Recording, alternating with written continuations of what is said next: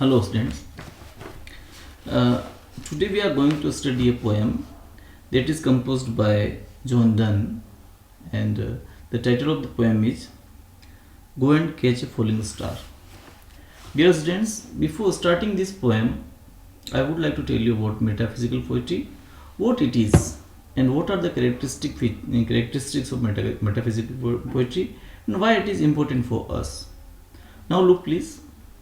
That metaphysical poetry is a sort of genre, or is a sort of poetry tradition which started at the end of the Renaissance. I mean that John Donne and other poets into Marvell, Herbert Kresha, and some of the poets were there who started a different style, and their style which was unique and new for the people of that period, and it came to known as metaphysical. I mean, beyond this world, their imagery, their settings, their theme, their ideas, their comparison, all were above the prevailing ideas, above the prevailing patterns, traditions. उस समय जो traditions चल रहे थे, कि metaphysical जो poets हैं, इन्होंने जो पोएम शुरू की, इन्होंने जो पोइट्री शुरू की लिखना, वह एक अलग विशेषताओं के साथ थी, और उनकी जो कंपैरिजन, उनकी सिमिली और उनके मेटाफर, उनकी थीम, कई सारी जो चीज़ें पोइट्री के साथ जो होती हैं वो सभी ट्रेडिशन से हट करके थी, और कई बार कहीं metaphysical mean beyond this world, they talk about the other world, they talk about the supernatural, or the things which are beyond our limit, they talk about that also. So that was the metaphysical poetry.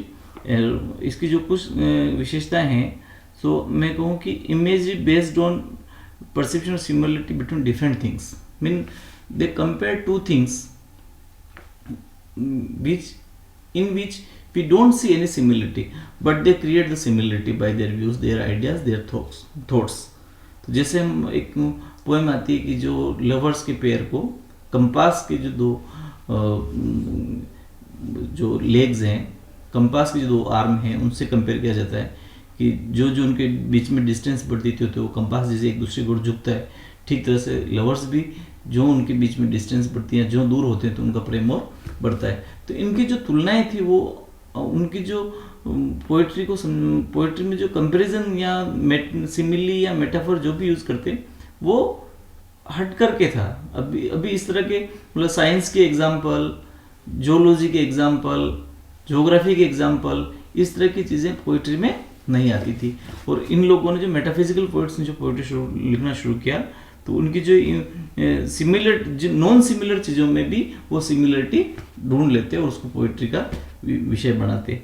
फिर आप देखें तो जो conventional poets जो थे, conventional poetry जो थी, उससे डिफरेंट हट करके इन्होंने थीम चूज की, और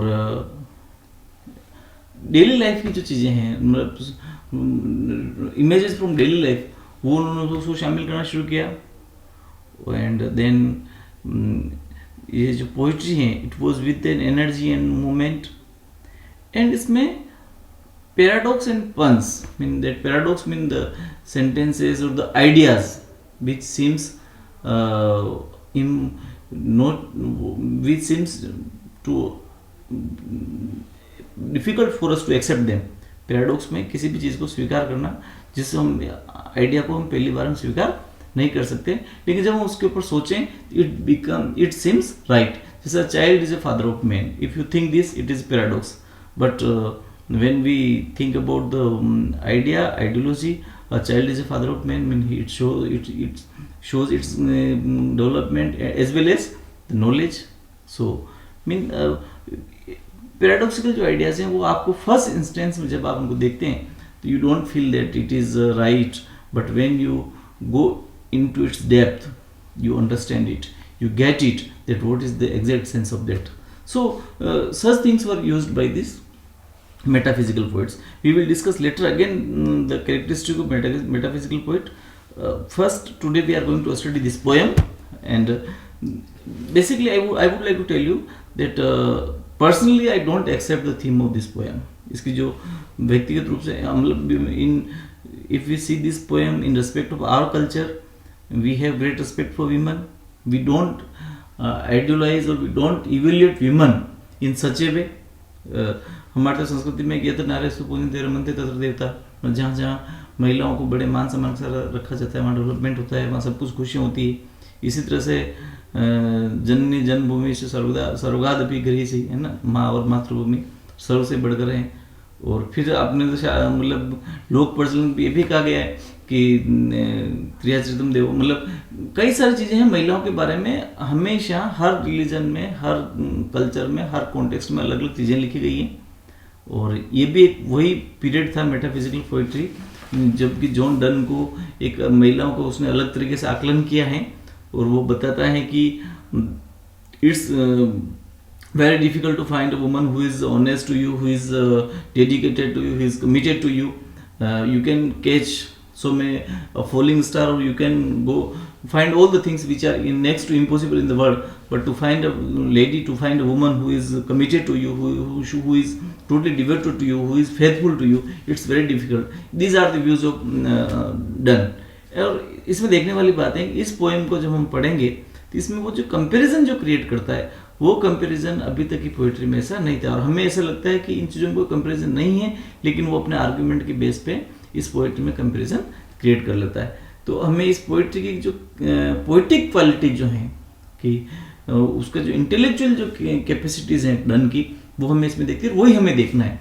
बाकी हम इसके थीम से, हम इसके कॉन्टेक्स्ट से सहमत हो नहीं हो, हमें अच्छा लगे बुरा लगे, हम इसको साहित्य की दृष्टि से पढ़े। हमारा subjectivity, it should not be affected by our subjectivity. Mean whatever is written we will understand that, we will try to read that.